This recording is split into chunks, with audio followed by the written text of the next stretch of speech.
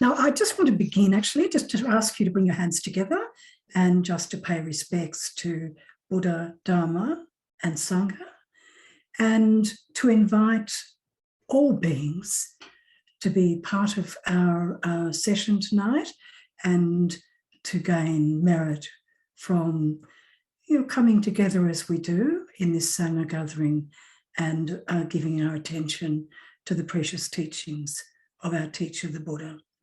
Thank you. Okay, so the topic, it was one of those things that Sin contacted me and said, will you do a Dharma talk and do you have a topic? And I don't know, I can't even remember what was going on in my mind at that time, but I think I'd probably had a conversation with someone fairly recent to the conversation with Sin, who was, just really struggling with, just not being able to kind of let go of this feeling of being wronged. And so I said, well, how's this as a topic? So there it was. And I hope I do a little bit of justice to it tonight. But it's a topic that I'm sure we're all very familiar with in our own lives. But look, I want to start tonight by just getting a little story from a Zen, Soto Zen tradition. And it's a story of, the title is really Polishing a Tile. Now, for those of you who are not so familiar with Zen, the conversation can be a little bit tricky. So don't worry about it. Just relax and let us speak to you in any way that it does. This is a very, very straightforward little story. It always, in Zen, it usually involves a master, a conversation between a master and a student, and this is so in this one too. And so the master, Nanguka, he visits the student's hut where Baso, the student, he gets up and greets the master in the informal way that we do. And Nanguka asks him, what have you been doing recently? And Baso said, I've done nothing but sit. Now, sit in the Zen tradition is the word that we use really for meditation. So sitting means, generally a kind of formal, semi-formal practice. And Nanguku says to him, well, why do you constantly sit? And Basu answers, well, I sit in order to become a Buddha, which of course is, the standard answer, particularly in the Mahayana tradition, was why do we practice? And Nanguku, picks up a tile, from the side of Basu's hut, and he sits down and he starts to polish it. And Basu, he's wondering what's going on. This master is, he's come into his hut and now he's, polishing this tile. What's he on about? So he says, Master, what are you doing? And Nanguku says, I'm polishing this tile. Baso asks him, why? Why are you polishing the tile? And Nanguku answers, to make a mirror. Now, mirror in the Mahayana and Zen tradition actually refers, it's a metaphor really, for revealing our Buddha nature. So here's Nangaku, he's polishing this tile to make a mirror. And Basu says to him, how can you make a mirror from polishing a tile? They're two very different things. And Nanguku replies to him, how can you become a Buddha? By sitting. So I just stop there for a minute and just see if there's anything you want to, is there any kind of response to that? What do you think's happening here? Kind of action and inaction or something. Something's going on, a paradox. Mm-hmm. Any other thoughts? So really the conversation points to the question about, why do we practice? You know, many of us, you know, we spend time in formal practice. We take, you know, the practice into our lives. You know, we make a real effort to follow the teachings and you know, to learn actively in our practice from putting the teachings into practice.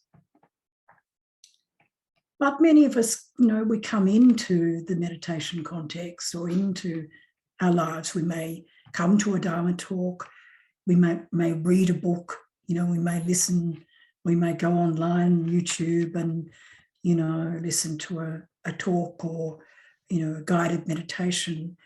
And then we step away from it and we carry on. And, you know, we don't necessarily think so much about, you know, the relationship between the time that we're engaged in this kind of study practice and the rest of our lives. So there's often a disconnect between these two things, which in a way is what one of you referred to. I don't have any names, so I can't refer to you by name. But you know, this kind of, you know, disconnect is happening. So this is something that we need to ask ourselves, not just once, but on a regular basis. Why do we practice? And the answer, you know, you might come back with a very, you know, highfalutin Buddhist, you know, kind of response, like, well, you know, to become a Buddha. But, you know, what are all the steps in between there that we need to, you know, kind of work with?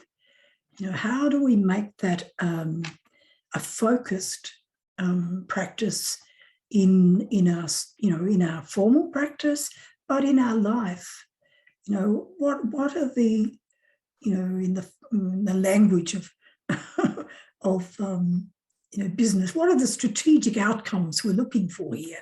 You know, what is it that we're wanting now, you know, and in the middle and at the end?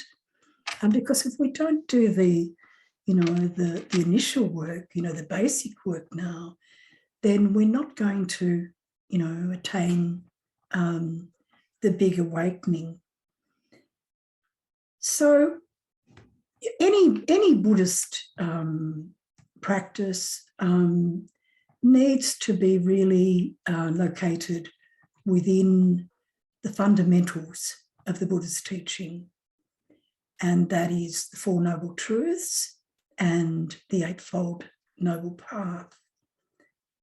And so if we're, you know, just going for the big one, for liberation, you know, we need to draw back, and we need to kind of need to be able to look at ourselves and say, what are the you know, the steps along the way in terms of making effort to bring the teachings into our life in real time, to work with them in the way of, you know, really mediating our suffering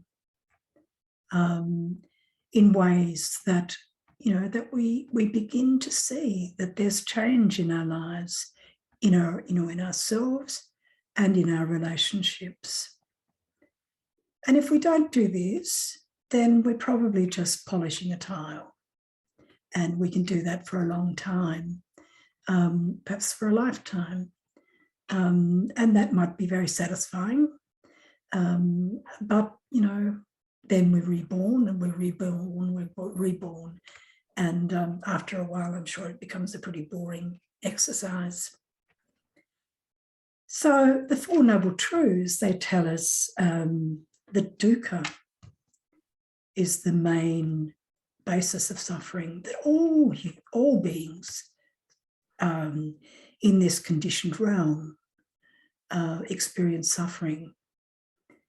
And this suffering is caused by, by grasping, by attachment, by not being able to, see or experience the difference of the separation, really, of this ego self, from the reality of what it means to be fully human. And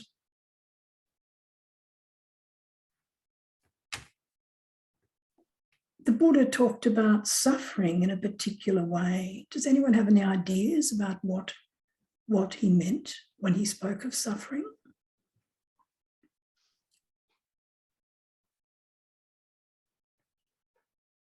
Like unsatisfactoriness. Mm-hmm. Unsatisfactoriness. It's an interesting word, isn't it? It's what does that feel like? How does it manifest in us? Emotional pain and suffering, like worry, stress, all the experiences that we go through every day, pretty much. That's right. Yeah.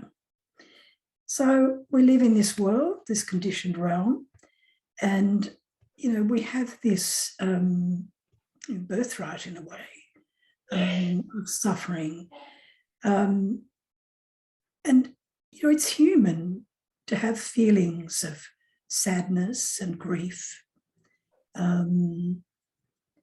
That's a very natural part of our human existence. But there's another kind of suffering that we expose ourselves to, which is, not necessarily, we can actually do something about that kind of suffering. Do you understand what I mean when I say that? Are you talking about the arrow analogies? The what? The arrow, so the first arrow, second arrow, third arrow. Tell me the arrows. So say you get like you hit by an arrow, there's a direct sensation, but when you have resistance to that, then that's another arrow you're shooting at yourself internally. And when you when you're resisting that, and there's the ego and there's all of the other layers that you're shooting a lot of arrows in, like there after the first one. Is that what you're talking about? Well, it's a very interesting analogy. I haven't heard the arrow metaphor before, but I guess there's many ways of understanding it. But look, it's pointing to to what I'm wanting to convey, which is the suffering that we experience is it's non-negotiable, really. It's part of our birthright, but we tend to with our reactions, the way that we refuse to to accept that this is part of human existence. We fight against it, we deny it, we push it away, and we project it out onto others. And this is a kind of suffering that we can do something about. And that's what the path of practice is really geared towards. It's about learning the truth of what we truly are. And of course, the difficulty is that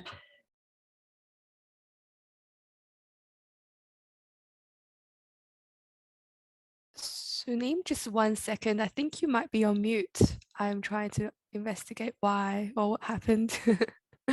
Gone to mute. oh, There we go. magic. Oh, you're back. Very strange things happen. Yeah. Noble silence enforced. That's right. yeah, so we can talk about, the Buddhist, kind of understanding of no self, the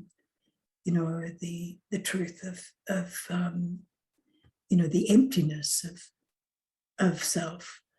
But when we come up into a tight spot, there's no more talk about that. We're completely caught in this absolute, kind of clutch of egoic control. And that's where the suffering is. We all experience difficulties in our lives. We experience unhappiness, and we think that that's a permanent state. And so we get caught in the glumness and the reaction to that, and then we get happy, and then we want to hold on to that. But of course that changes too, and so we kind of spend our lives round and round on this roller coaster that we call the wheel of samsara. And this is really the key work, whichever way you look at it. I mean, there's hundreds and thousands of teachings of sutras and beautiful verse and extraordinary kind of depth of philosophy and and spiritual understanding in the Buddhist teachings, but they're only really truly useful if we come back to ourselves and do the work that we need to right here and now. And so when we experience difficulties in a relationship, it may just be a passing relationship. It doesn't have to be a deep relationship, but we find ourselves in conflict.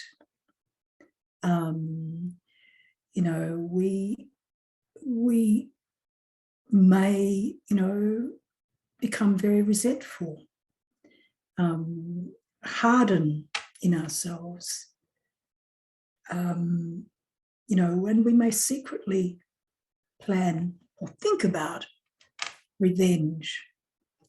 And it's always about me, isn't it? I mean, I'm the one who's being hard done by. I'm the one that's being targeted here. You may feel that someone's opposing you or undermining you, conspiring to hurt you. But when you actually look and listen to the teachings, it begins and ends with me. My experience of the world is, my experience. It's my projection onto the world. And so, what we see, particularly in those moments of reactivity, and what we feel, what we experience, is a very warped experience. And we're often so caught in the reactiveness that we can't kind of, step back or, relax enough to be able to see what's going on in us and in the relationship that we find ourselves in. We cling, to the feelings that are arising, the turmoil, and we tell ourselves that this is unfair, this is wrong, that we're the victim here. And this script just goes round and round and round in our brain. And it's, it's hell, really. It's really, we talk about the hell realm in Buddhism, and this is the hell realm, when we're caught in those kinds of reactions. And, we're so fraught in them. And, it's just like, do that to ourselves. Who in their right mind would do that to themselves? But we do.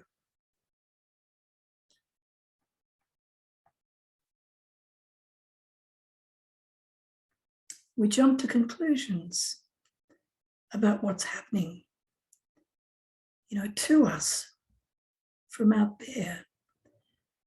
We move very quickly to strong feelings that, cloud our ability to be able to see anything except this, sense of injustice or rage or whatever it is that's arising in us.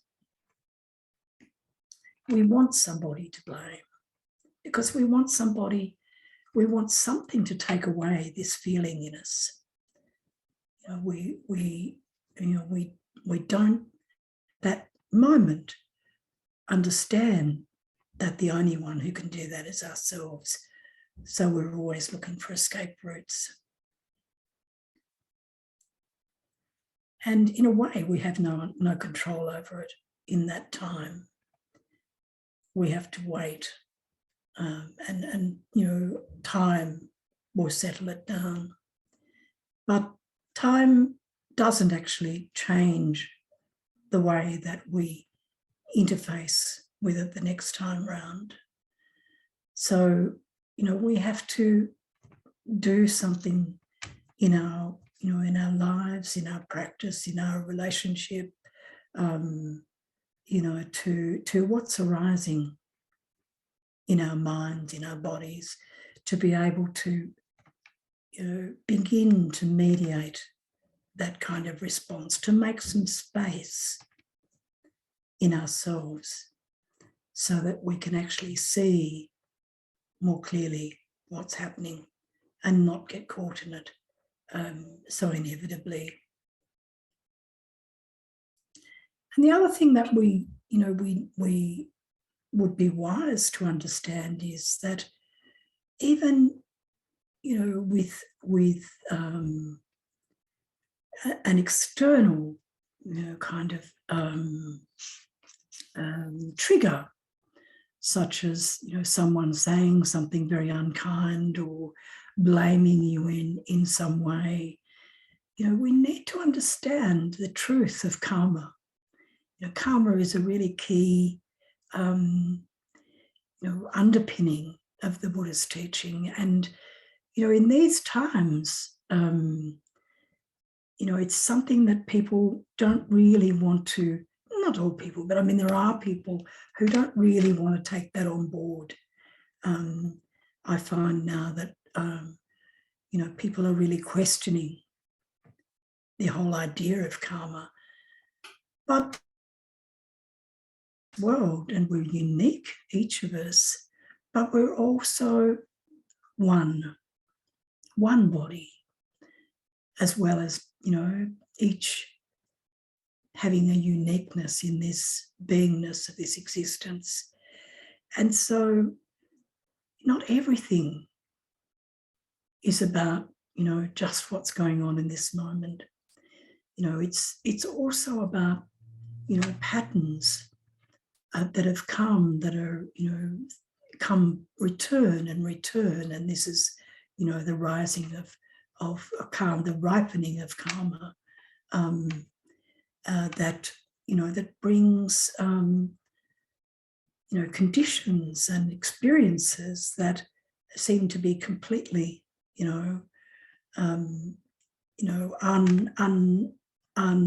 unrelated to what's happening in our life. A friend of mine, only about 10 days ago, she died very suddenly.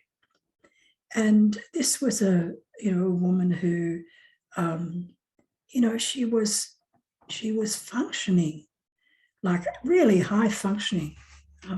She was a professor of anthropology and working, really still, around my age, she's It's still working at 70. She's still working. We're still hard at it.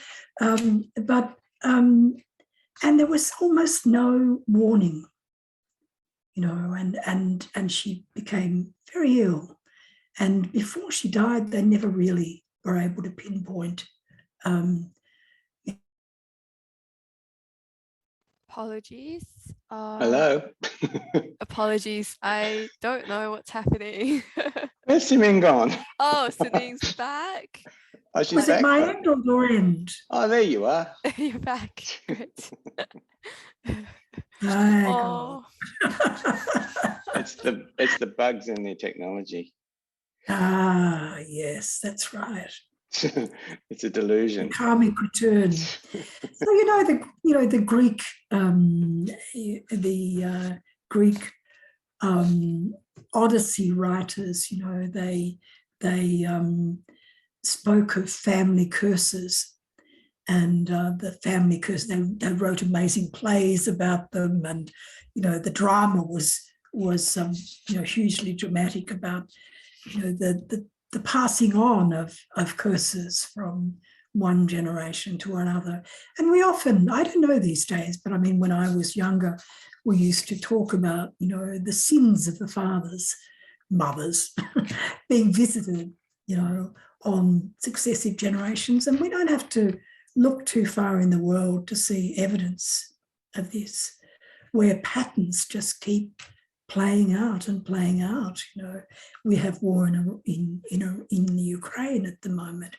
We have the Chinese, stepping up, their military operation. All of these things. We have Afghanistan. All of these situations where, what's happening in those countries isn't recent. It's about patterns that are repeating over and over and over again of, being up top, being down bottom, being up top, being down bottom. And, we can't let go of the past, of the injustices of the experience of when I think about China, for example, it was an extraordinarily very civilized and extraordinarily what's the word, capable and kind of culture and people for so long. It was the center of the world, really. And what's happening now is, in a sense, the old karma asserting itself again in the way of wanting to redeem that status, and so it goes on, and that's the wheel of samsara within a collective sense, not only an individual sense. And karma is, it's not just about my little issues. It's about everything. And so when things do happen in our lives, we need just to step back a little bit and not immediately grab to the idea that that this is about me, the other person. In Buddhism, our teaching is to care for others. We say many times,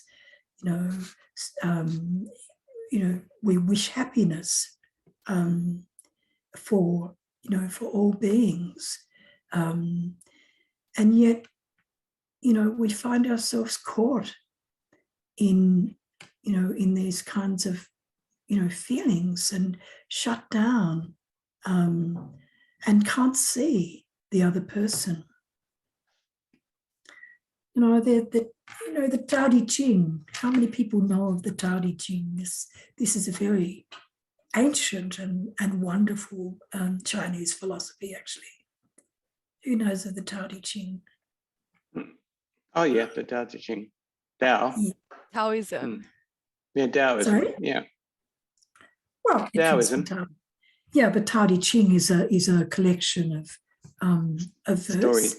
And the I Ching, the practice actually comes from that. But there's a verse in the Tao Te Ching, and I'm just going to share it with you. We join spokes together in a wheel, but it's the center of the whole that makes the wagon move. We shape the clay into a pot, but it's the emptiness inside that holds whatever we want. We hammer wood for a house, but it's the inner space that makes it livable. We work with being, but non-being is what we use.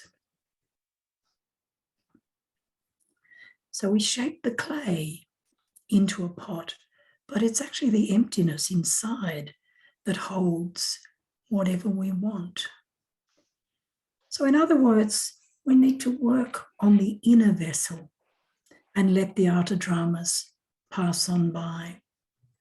So turning our attention inwards and carving out that space of emptiness, of openness, that also gives rise to generosity, to kindness, and to an intimacy with ourselves,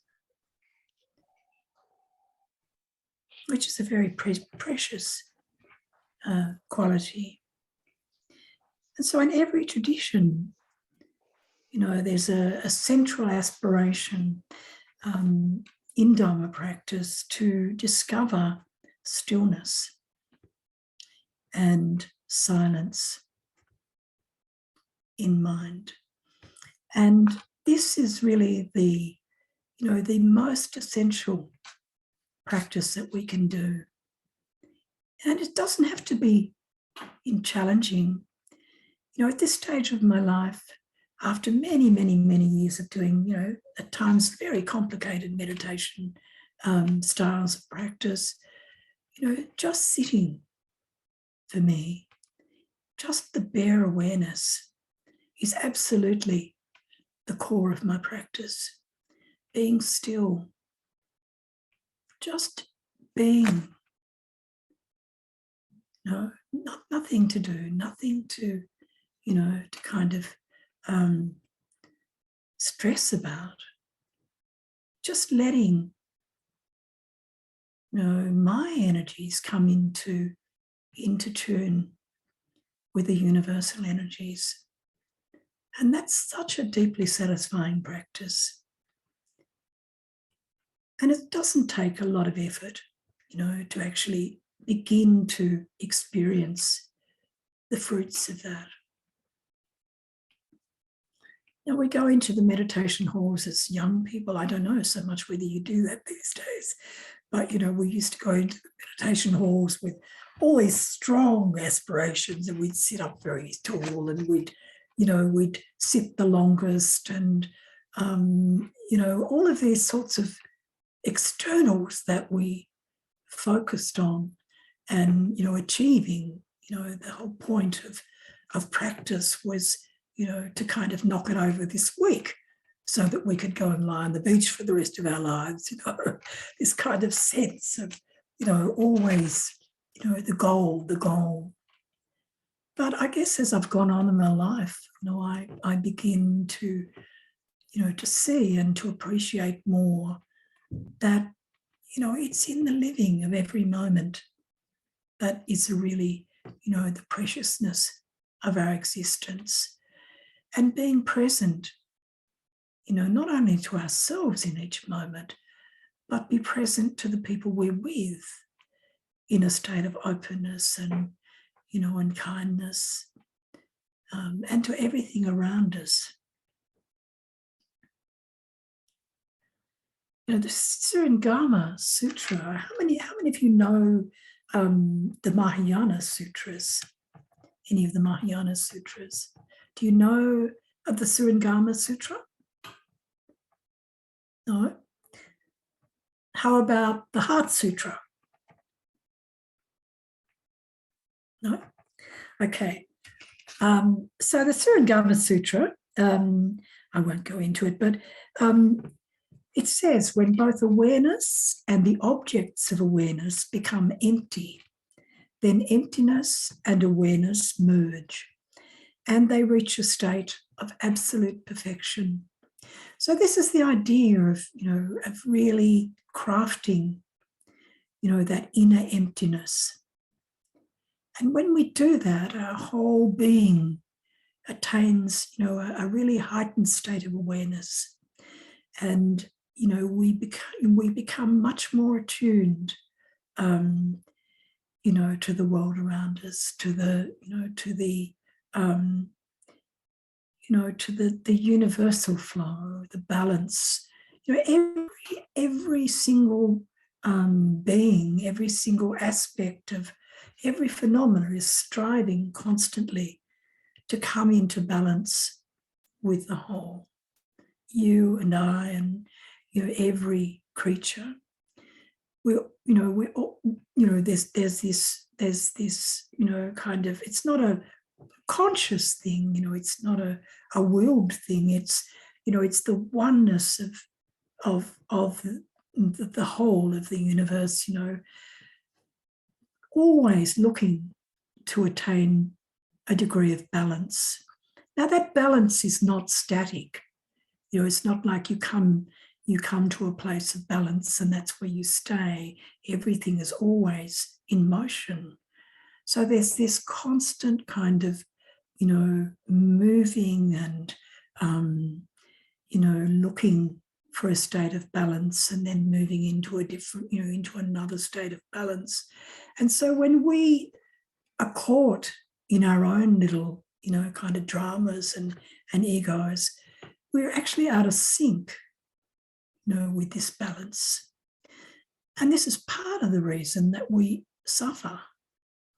Because, if you try to swim upstream, it's a very difficult thing to do. Much better that you go with the flow. And yet, we set ourselves up time and time again, against the natural flow. And so the Surangama, go with the flow. Just let yourself be. Don't get caught, in the snags and the pitfalls of the stream. Let yourself be part of it. The Heart Sutra also speaks of, the essential emptiness of everything. All phenomena are essentially empty of any, of any particularity. So there's the Heart Sutra talks about, form is empty, feelings are empty, sensations are empty, consciousness is empty, old age is empty, striving is empty, everything is empty. And so why do we knock ourselves out? If everything is empty, why are we suffering?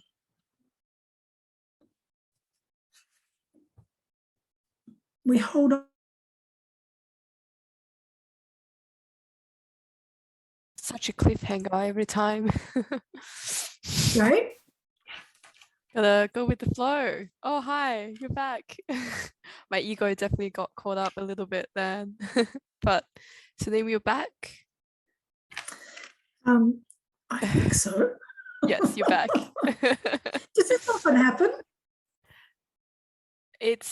Everything's impermanent and everything can happen all the time, so. I know that, but is this something that happens when often when you do Dharma talks? No. So it is likely to be my connection then, probably. I'm sorry about that. That's okay. It is very unstable. So, okay, so let's just stop there. And I just want to ask, if you have any questions, or you want to ask me any questions, or you want to, make conversation before. What time do we finish? Yeah, so we finish at around 8:30. So 8:30. So we've got around 40 minutes left. 8:30. Okay. So let's just have a little bit of time if anyone wants to, to have some conversation, and then we'll just do a meditation together.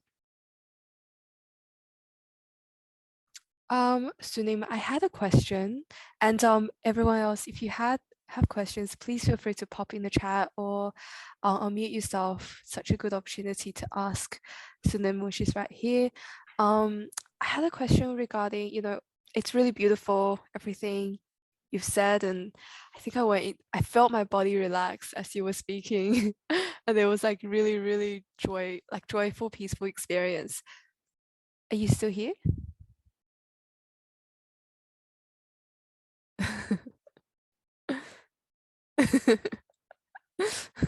Oh no, perhaps cut off again. I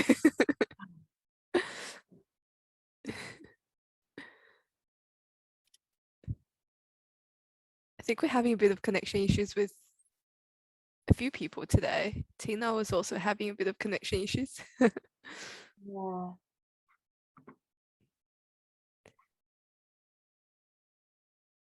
Tina, you're on mute. We couldn't hear you before. Oh, Sunim's back.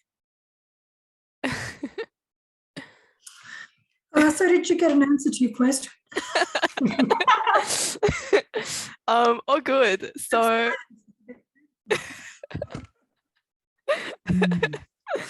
No. this is a good practice for us to learn to go with the flow. I didn't Anyway. hear them. I didn't hear them. Okay. So I was saying, it was really beautiful hearing you speak, and I felt really joyful and peaceful while I was hearing you speak.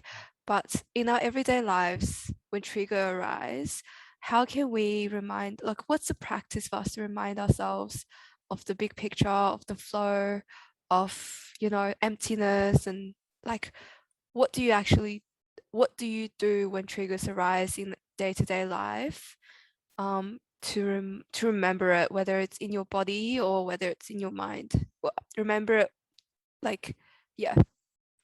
I don't know if that question makes sense. Okay, thank you. That's a great question.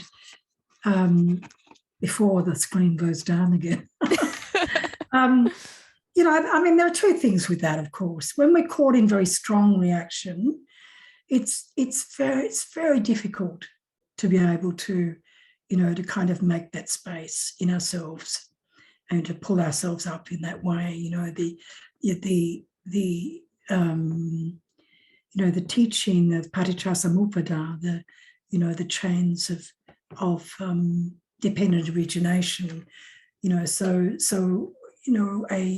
A reaction will begin in us. And if we're very skillful, we can get it at an very early stage. But most often, it moves on. And there's a point where, it reaches a kind of level where it's impossible really to reverse it. So, it comes into being and it has to go through, the whole process and decline and pass away.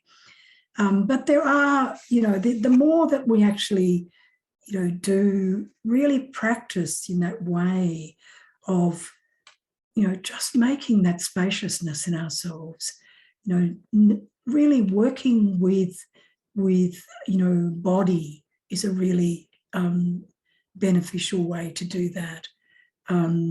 Just, allowing yourself, to be empty in body. Let the body, just soften and relax and, be like the clay pot that we spoke of earlier, the form, but not a tight form, a very excellent container, but, a subtle form that, there is some movement and some give in it. And, just, for those of you who practice yoga, why do we do these kinds of practices? And as we do it in time, our body becomes more subtle. And as our body becomes more subtle, our mind becomes more subtle.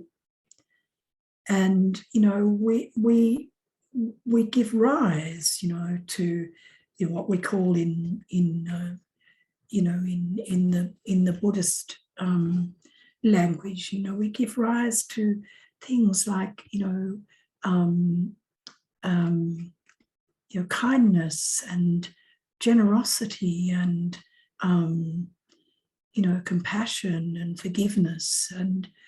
And this comes, just naturally, because our natural state is that, our natural state is this state of rest, of being, of just, going with the flow.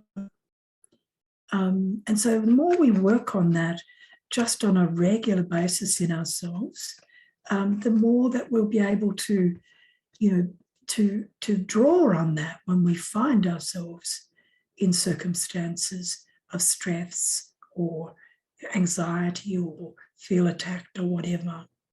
So they're the two things. The one is to do, that regular practice. But the second thing is, to be able to observe, reactions when they're happening, to kind of, once we've got a little bit of,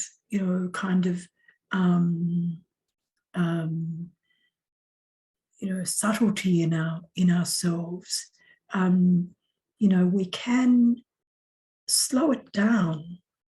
It's almost as if time slows down, as something's coming towards us, we have a space that we can, we've trained our mind to some extent to be able to, observe what's arising, picking up the signs in our, in particularly in the body, because the body is, where we're most able to, the mind is more fine, the mind energy, the body energy. You can pick up the signals of heat, or, what are some of the other signs of the body? Tightness, all of these signs that we experience, but most of the time we don't even know that it's happening. If we can identify them at that early point, then we have a much better possibility of mediating the reaction. We may not stop it altogether, certainly not to begin with, but we will, be able to make it a more gentle fall in a way. And we can also in that, make some effort in preventing the harm that we do to the other person or the other people. Because most of the time, as I say, we're caught up in our own reaction and we're not really, we can't tune in to what's happening for someone else. And so, apart from the fact that, that they suffer from our reaction, but then we suffer also because, after we go into that kind of reaction, we may feel ashamed. We may feel, we don't feel good necessarily about ourselves. So in all of these sorts of ways, it's to be able to prepare ourselves a bit more.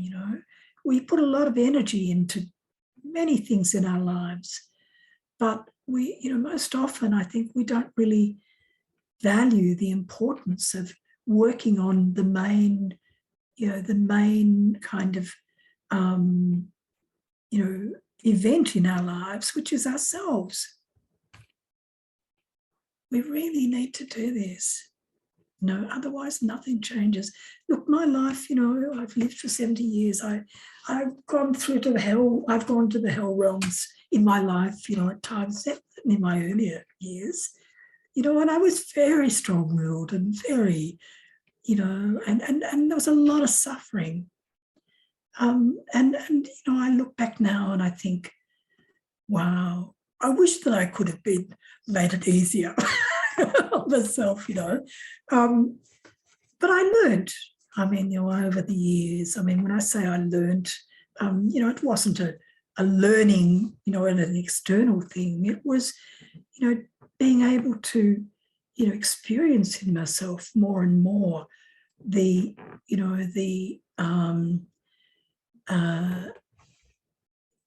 pains from my own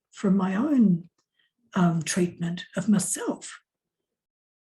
If I'm caught in anger, huge rage, or it's hugely damaging for me as much as for anyone else. And so, we learn to be more kind to ourselves. We learn to, to be able to forgive ourselves and to, be more gentle with ourselves and to let ourselves take the pressure off. We're not the managers. We're not the, we just need to come into, into a companionship with ourselves, really. And that's the beginning. And then that develops into a really deep intimacy. And that's such a joy, that state of intimacy in oneself. We talk about intimacy in the world in all sorts of ways, but this intimacy of self, which is really a meeting of silence and emptiness, is an extraordinary moment, of blessing, really. So I hope that answers it a little bit. And there's no way around it except that we have to do the hard work. I'm sorry, there's no magic potion. Oh no, I wish there is a magic potion. Well, that's always going to be the answer. Enlightenment potion, perhaps. When you say, I love the way you talked about intimacy. So when you say intimacy with ourselves, like, how are you able to please talk more specifically about sort of when we feel wronged by external world, by somebody else, how can intimacy that we cultivate in the moment or have cultivated over a period of time help with situations where we feel like we've been wronged? Yeah, okay. So, I think it's just that, it is that training and it's a gradual process. But, some people are more, more competent or more sort of, faster learners than others, I suppose. But, it's about being able to just be in that moment of realization, what's happening here. And once we become more, more sort of caring of ourselves, more, compassionate for ourselves, the less interest we have really in battering and hammering and damaging ourselves. And so, we're more able in those moments then to go, well, what's the price here? What's the gain here? You become more kind of savvy about, like, is this such a big deal really? Just let it go, let it be. What is this self that continually wants to, control and dominate? And, just as I say with the, the patterns, the generational patterns, centuries old patterns in the world, those patterns going on in us, the ego can't stand to lose, can't stand to, be second best or ignored. And, that's we start to see that and understand that more, and and realize that this is an illusion. It's a falseness. It's a constructed, kind of idea that we have. And if we don't give it energy, we just let it be. We can't vanish it, but we move our attention. We don't, we let it be. We don't try to fight with it. And it loses energy because, like any mirage, it has to be, sustained through some kind of energy. And once we're not feeding it, it will diminish and fall away. Does that answer your question? A little bit, but not much. Yes, it does. Thank you. You want something much more, kind of this technique or that technique. Yeah, look, all I can say is, that work of really becoming your own best friend, is the the most direct way. Becoming your own comfort, and learning just to get out of your own way. And you have to be there, be present, to be able to be your own best friend. Yes. So yes, it can't happen. We have to be present to it, and that's what we're going to do now. We're going to do a practice of meditation on presence. So there you are. That's a good place to go into that. So if you want to just take a minute to settle into just a sitting, however that works for you. Sitting on a chair, sitting on a cushion, sitting on the floor, lying down, I don't know, whatever you like to do. And I guess, most of you probably have some kind of a sitting practice. So, you'll have your own way of whether you have eyes open or eyes closed, or, your body position. But the main thing is that you have a posture that is alert but relaxed at the same time. So you don't want to you don't want to have tension in the body. You have a straight spine and not upright, ramrod, because each spine is different. And you with a little bit of time learning to, just give presence to your spine, the spine will naturally find its own uprightness and alertness. And so that's another thing that we can learn to do over time. And so in this particular practice, we reconsider some of the basic truths in seeing reality directly and practicing presence. And so we take refuge in the awakened nature of all beings, of the Buddha, of the Bodhisattvas, and all those who've gone before us, who've attained a level of awakening to the oneness that we all are. The ocean of wisdom and compassion we take refuge in, and the interdependence of all creations.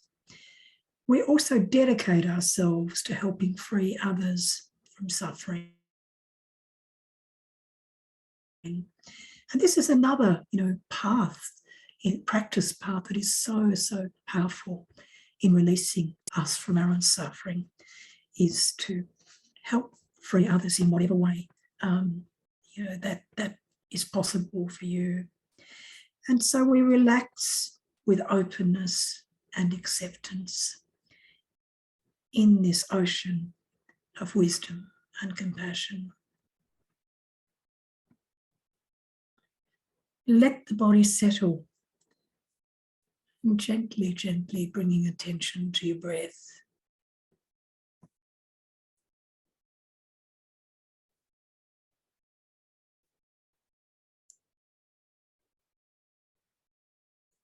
Gradually becoming aware of the flow of thoughts, feelings,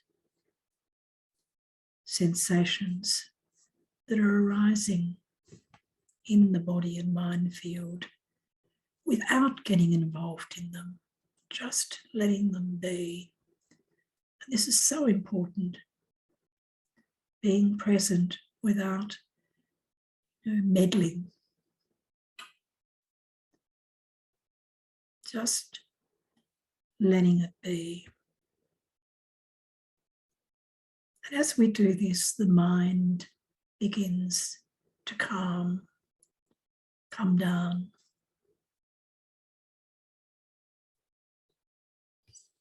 When you find yourself clinging to thoughts, just return to the breath. No pressure. However many times that needs to happen, just repeat it, returning to the breath.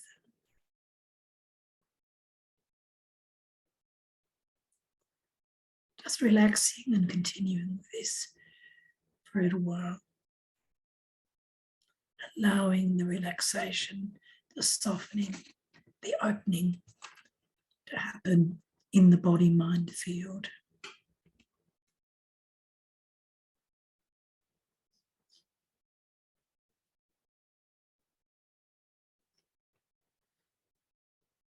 And as you're settling into body, please remember how precious this human life is.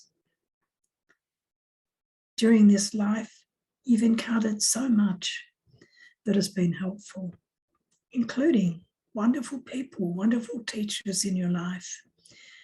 You know, the possibility of even having a spiritual life. You know, we're so blessed to be able to have that. Teachings that inspire and guide us. Many people have helped you along the way, and you've had the joy of helping others. And although you've suffered, as we all do, you've also had many, many moments in your life that have been good. Please appreciate this, appreciate the preciousness of your life.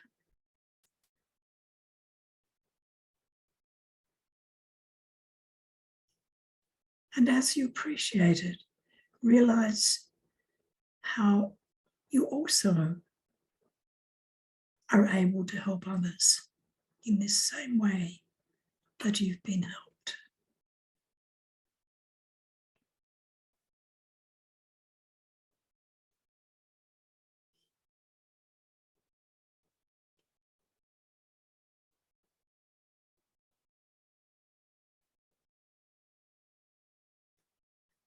Now contemplating the truth of impermanence. Look at your mind. Every thought, every feeling that you've ever had has changed in one way or another. And this also is a really important thing to remember when we're caught in something, you know, we find difficult to get out of. You know, it too will change, as everything does. Your body too is constantly changing.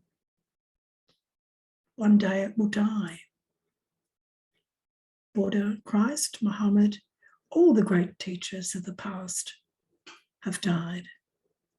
Everything in the phenomenal world will change. And one day, sooner or later, will cease to exist. Impermanence is real, and death is inevitable.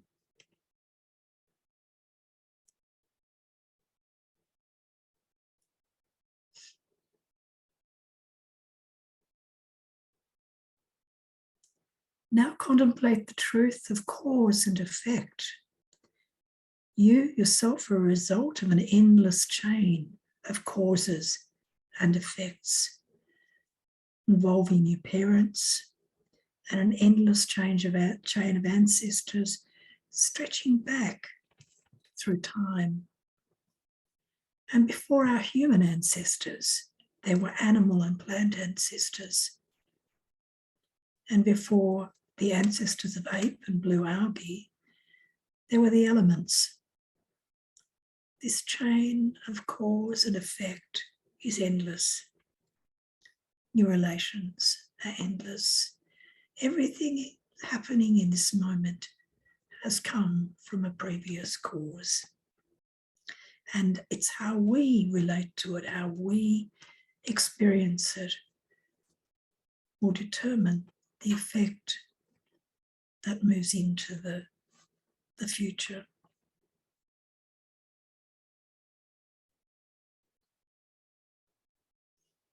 Consider the truth of suffering. Birth, old age, sickness, death, getting what you want, getting what you don't want, losing what you most cherish.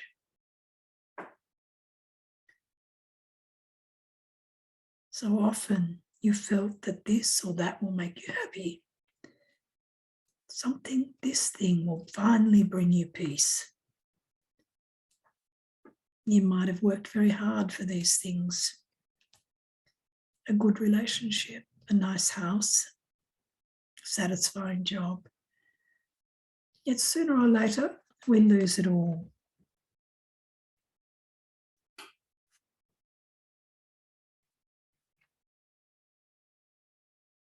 Consider the truth of suffering, of old age, sickness, and death.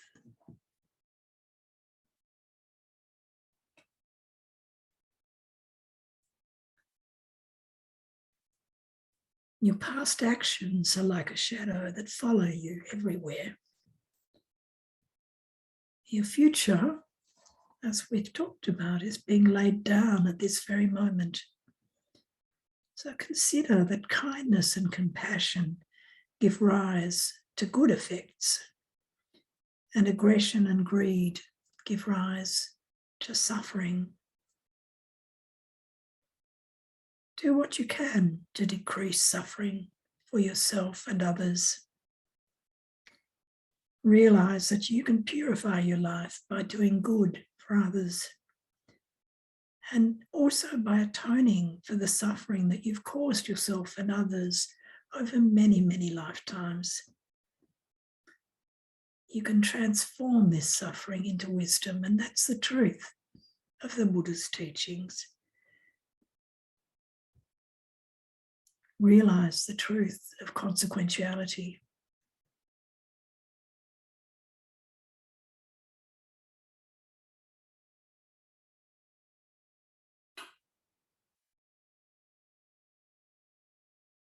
Consider the great benefit of being free of suffering. How wonderful is that? Contemplate what it would be like to live a life without fear. Know that deathless enlightenment is here in this moment. We can step off that wheel of samsara, the ever-turning wheel of death and rebirth.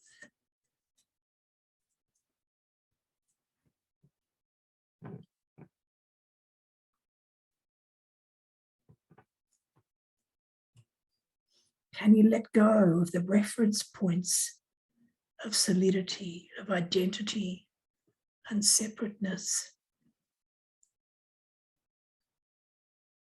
Can you relax and just open to things as they are?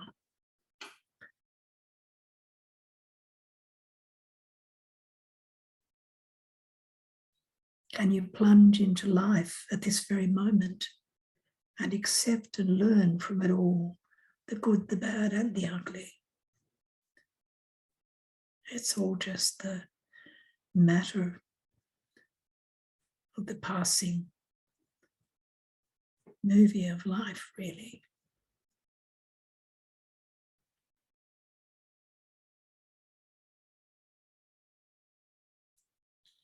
So let yourself relax. Just let your breath sweep your mind clear. Invite your body to settle.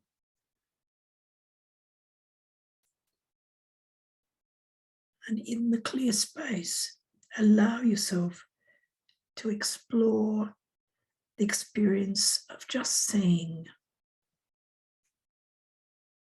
not needing to engage in a mental conversation about what you're seeing or what you're not seeing, just, being present to the very action of seeing.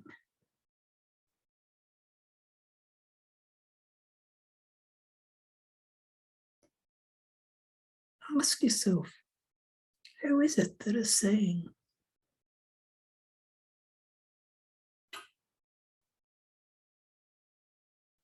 Is it the eyes that see? Is it the mind that sees? Where is this mind that sees?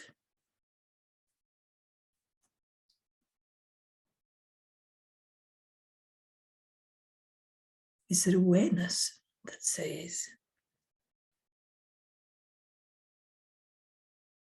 Where is this awareness that sees?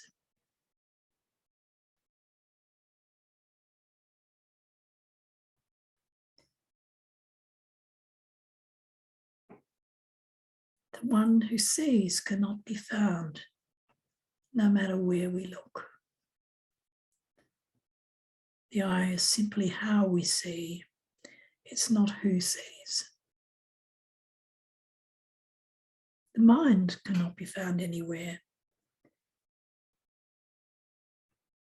Awareness and emptiness are inseparable.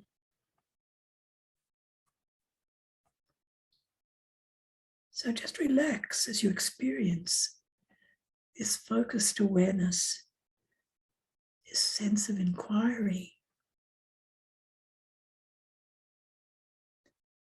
and presence.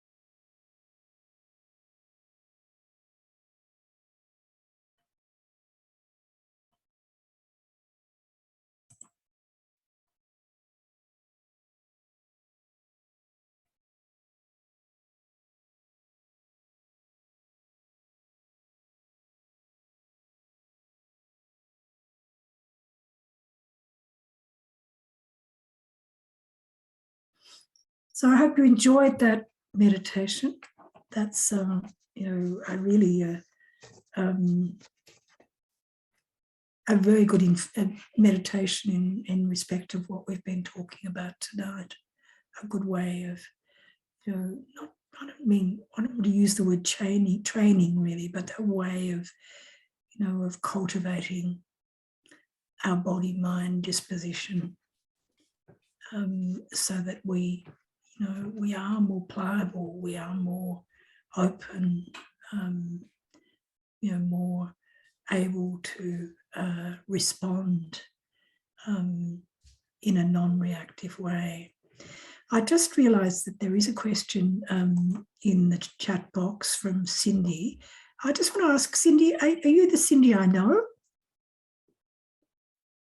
From the poetry? Yes. Yes. Hi, Sunim. How are you?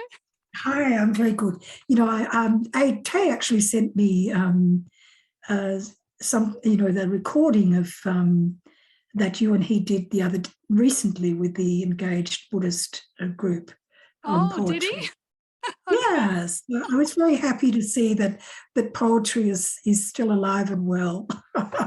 And thank you for that, because you've been really instrumental in keeping it alive. There's only a small group of us, but yeah, it's still going. Yep. No, but a small group, that's as we've talked about many times in that poetry group, the intimacy is what makes it, especially special. So yeah, look, the question that Cindy brings forward is sometimes I struggle with speaking up or letting go, especially with racism or sexism.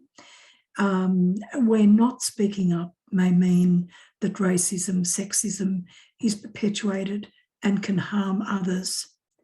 Your thoughts, advice? This is a really excellent question, and something that I guess has been, really central in my life from a very young age. This,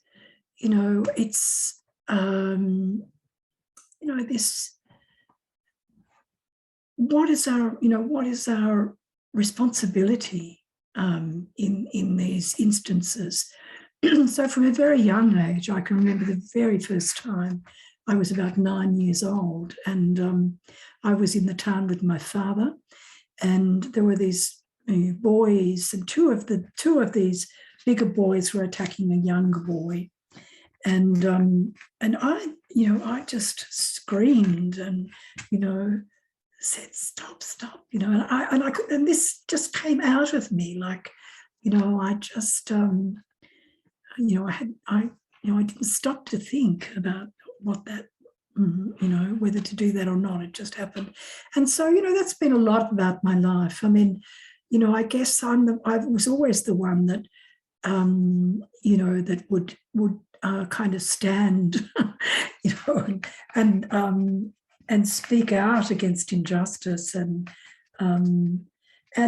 I suppose over my lifetime, I learned to do that more skillfully. Because it does have a cost, and the thing is that as we understand more and more, the truth of this, of this non-self, then we're more able to take that risk. In not taking that risk, what are we protecting? What do you think, Cindy? Is that kind of get towards what you're asking? I mean, I think the other thing is that, as we gain more wisdom, we also, begin to kind of reflect on, what is this something in this instance? What's the payoff if I, not for me, but, for the circumstance, for the other people. But I think we do have a responsibility. Every one of us, to do what we can to, to bring the inequality and injustice of our human family to the fore. Yeah. Thank you. Thank you, Sunim. Yeah. I guess it's the struggle is, I guess, how to do that skillfully, as you say, and Yeah. Do you have any tips on that? Anything Well, from your look, I suppose I've just mellowed over the years, and so I'm not as sharp and as and probably not as judgmental. I think that we need to check ourselves, and that's one of the things. I mean, activism is a great thing, and particularly when we're really our heart is wanting to bring improved conditions for people, but we really have to check in and see what's our motivation here, what's behind this. And so for activists, particularly young, when we're young, there can be anger going on in us, and it's not necessarily related to the situation. It's anger that that's kind of been with us and kind of bubbling away a lot of the time, and then activism gives us a kind of vehicle to bring this out, and that's not necessarily helpful, not for us and not for others. So at the same time, we're looking out, and we also need to be looking in and checking ourselves, and what's happening in my mind, what's going on in me in this moment. And and there are times when we it's better if we just remain silent. There are other ways of drawing attention to these things. I found myself earlier this year teaching a subject at the university on family and domestic violence. And, I actually was an activist in the early 70s when the women's movement came around again, and we were developing the domestic violence refuges and taking to the streets and, doing a lot of this activism. And that was a good thing. I think that there was a lot of really positive things that happened then, but there was also an energy, which was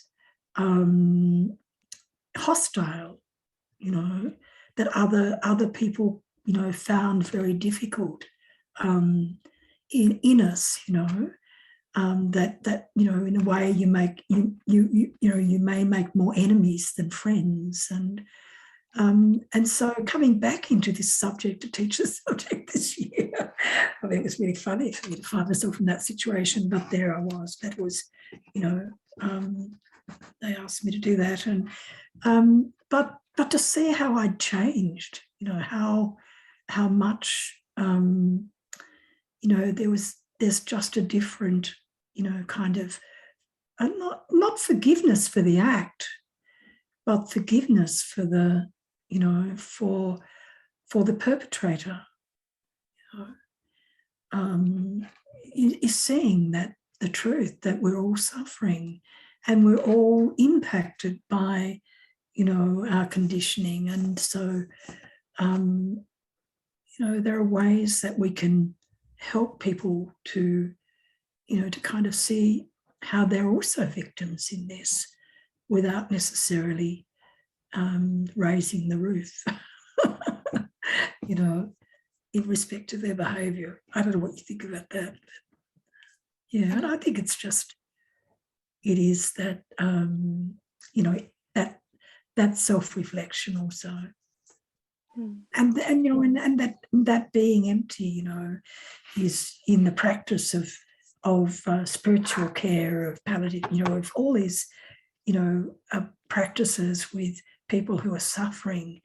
The only way that you can be really helpful in those circumstances is, to be with them, in presence, not holding anything, allowing the space, for them to, to honour their own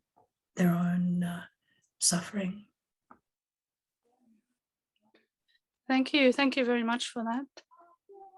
I think what you said about checking our own kind of reaction or reactivity is helpful, and non-judgmental. I think that's a big one, because when we feel, particularly with like there's a wrong, and we're just very quick to jump, even if we think it is with the best intent to reduce harm for others or something. And we forget that we may be judgmental ourselves, and when we talk from that space, it doesn't make it easier for the other person to listen to us, because they're closed, so it doesn't really serve our purpose well. Thanks. Although sometimes that the anger is a correct response. So we're not always going to the to the lowest denominator. I mean, sometimes anger, we talk about the sword of anger, in the Buddhist teachings, which can cut through, foolishness or, ignorance. And so there's time, but, we have to be very skillful in that. So we have to know ourselves and not try to, apply those kinds of remedies if we're not yet up to it. Or if we've got too much going on in ourselves, there's a lot of background noise in ourselves, our own minds, our own, reactivity going on. Thank you. That's all. Welcome. Thank you so much, both. We're a bit past time, so if you need to drop off, please feel free to do so. Oh, that's all good. We often run late. We just just have two more things. One is, Sunim, would you like to do a closing prayer or a dedication of merits, whichever that we usually do one of those to close up our talks, if you feel comfortable? Well, I was just going to suggest ask if one of you would like to do that for a change. There's someone who would particularly, has a particular dedication that would like to offer that for us all. I'm looking at Tina. You're back online. I'm sure Tina can, but whether she wants to. And I suppose it's also if anyone else would like to do it.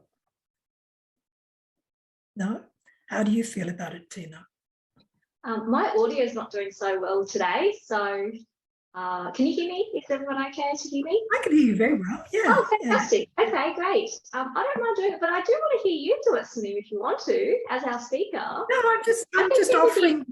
I've been talking the whole time. I just want to give someone else.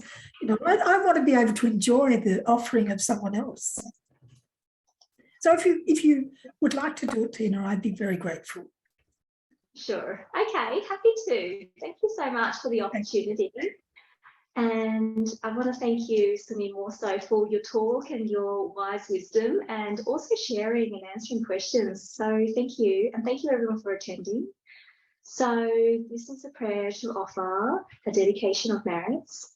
May all the good things that we have done in listening to the Dharma today, in quieting our minds, and practicing sharing the Dharma today, may these good merits that we have done, all the merits that we have accumulated, be for the benefit of all sentient beings. May we all find freedom of suffering. May we all find enlightenment. Thank you. Thank you. And I really do wish you that freedom of suffering. And I really wish, that you go gently with yourselves. Thank you very much, Sunim. This was a very beautiful, beautiful talk. I feel like throughout the session, I reached the point where I'm like, oh, this feels so good. Is this what enlightenment feels like? But obviously probably not. But I'm really, really grateful, again, as Tina said, that you were able to spend this time with us and guide us in our Dharma practice. And thank you, Tina, for that beautiful dedication as well. Hopefully everyone learned something and also enjoyed this session. Next week we have next Wednesday, we have Dr. Ing Kong Tan talking to us on joy and positive psychotherapy with a facilitated dialogue with Tina. So looking forward to having everyone there as well. And this Saturday, we also have an event, which is Dharma at the museum. So we're going to be gathering together in Australian Museum, going around like learning the Dharma along the way. So that's between 2 and 5 p.m. with Chao Kung Kang and Ajahn Dhammadharo. So that is the end of today's session. Thank you and good evening. Thank you, everyone. Thank Really. you.